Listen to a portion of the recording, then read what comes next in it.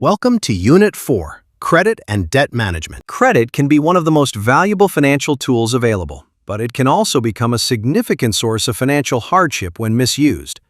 In this unit, we will explore how credit works, how credit scores are calculated, how debt accumulates, and how responsible borrowing contributes to long-term financial success. By the end of this unit, you will be able to define credit and debt, explain how credit works, identify major types of credit, understand credit reports, explain credit scores, evaluate borrowing decisions, calculate loan costs, develop debt management strategies, and protect your personal credit history. Chapter 1. What is credit? Credit is the ability to borrow money with the promise of repayment in the future. Credit allows individuals to purchase homes, buy vehicles, pay for education, start businesses, handle emergencies, and build financial opportunities. So how does credit work? A lender provides money, and a borrower agrees to repay the original amount borrowed plus interest. The lender accepts risk in exchange for potential profit. Here is a simple example. You borrow $1,000 at a 10% interest rate. You repay $1,100 in total. Credit allows you to make purchases today while spreading payments over time. Chapter 2. Types of credit. There are two main types of credit: revolving credit and installment credit. Revolving credit allows repeated borrowing up to a set limit. Common examples include credit cards and home equity lines of credit. You can borrow, repay, and borrow again up to your credit limit. Installment credit involves fixed payments over a specific period. Examples include auto loans, student loans, mortgages, and personal loans. You borrow a set amount and make regular payments until the balance is paid off. Think about the differences between a credit card, a car loan, a mortgage, and a student loan. Each has its own advantages, disadvantages, and risks. Chapter 3. Credit reports. A credit report is a detailed record of an individual's borrowing history. Lenders use credit reports to evaluate the risk of lending money to a borrower. Credit reports generally include personal information, account history, payment history, outstanding debt, public records, and credit inquiries. Why do credit reports matter? Lenders use them to determine loan approval, interest rates, credit limits, and overall risk level. Poor credit can significantly increase the cost of borrowing, meaning you pay more in interest over time. Chapter 4. Credit scores. A credit score is a numerical representation of your credit worthiness. Scores typically range from 300 to 850. Higher scores indicate lower risk to lenders. Here are the general credit score ranges. Excellent credit falls between 800 and 850. Very good credit is between 740 and 799. Good credit is between 670 and 739. Fair credit is between 580 and 669. Poor credit is below 580. 5 key factors affect your credit score. First is payment history, the most important factor. Paying your bills on time is the single best thing you can do to build strong credit. Second is credit utilization, the amount of your available credit that you are currently using. Lower utilization generally improves your score. Third is length of credit history. Longer credit histories tend to result in higher scores. Fourth is new credit applications. Applying for too much credit in a short period may lower your score. Fifth is credit mix. Using different types of credit responsibly, such as a credit card and an installment loan, may also help your score. Chapter 5. Credit cards. Credit cards provide revolving credit and offer several benefits: convenience, consumer protection, rewards programs, credit building, and emergency purchasing power. However, credit cards also carry real risks. These include high interest rates, overspending, debt accumulation, late fees, and financial stress. Consider this example. You have a credit card balance of $2,000 at an annual interest rate of 24%.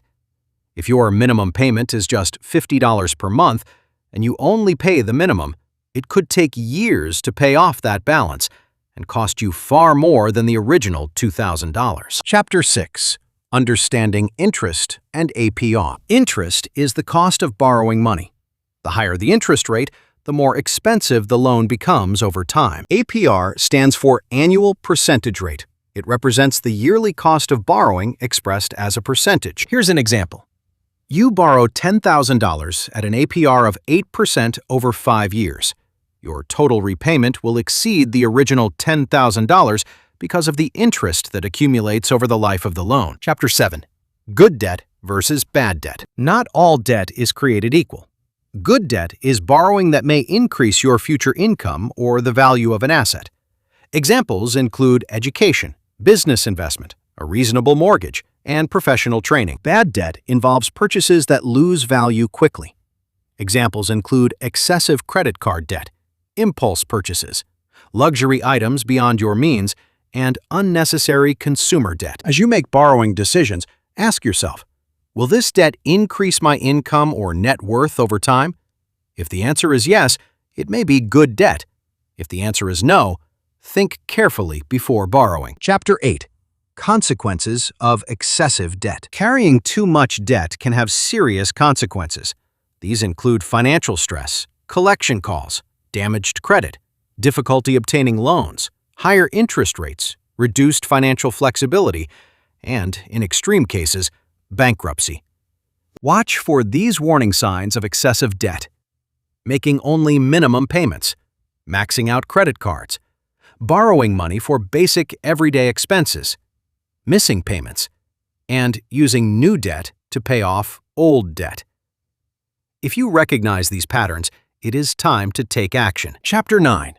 Debt Management Strategies. Managing debt requires a plan. Start by creating a budget. Track your income and your expenses so you know exactly where your money is going. Next, pay more than the minimum on your debts whenever possible. Even small extra payments reduce the interest you pay over time. Prioritize high-interest debt first.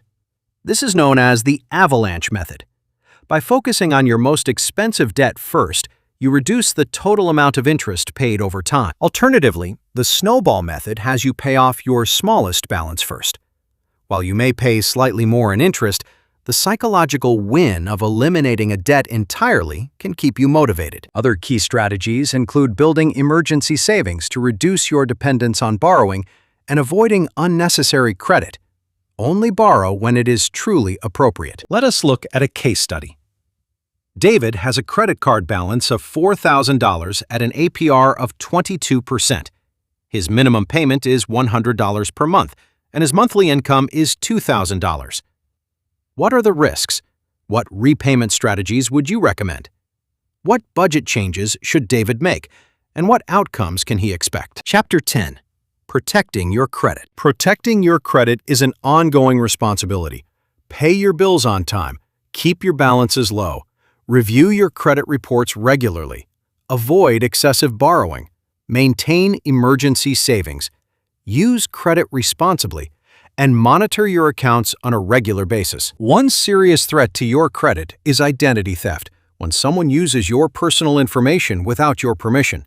The consequences can include fraudulent accounts opened in your name, damaged credit, financial losses, and legal complications. To protect yourself, guard your personal information. Use secure passwords. Monitor your accounts. Review your statements regularly, and report any suspicious activity immediately. Unit Summary. In this unit, you learned how credit works, the types of credit, how to read credit reports, how credit scores are calculated, what interest and APR mean, how to borrow responsibly, how to manage debt, and how to protect your credit. Remember, responsible credit management is one of the most important factors affecting your long-term financial success. The habits you build now, paying on time, keeping balances low, borrowing wisely, will shape your financial future for decades to come. Thank you for completing Unit 4, Credit and Debt Management.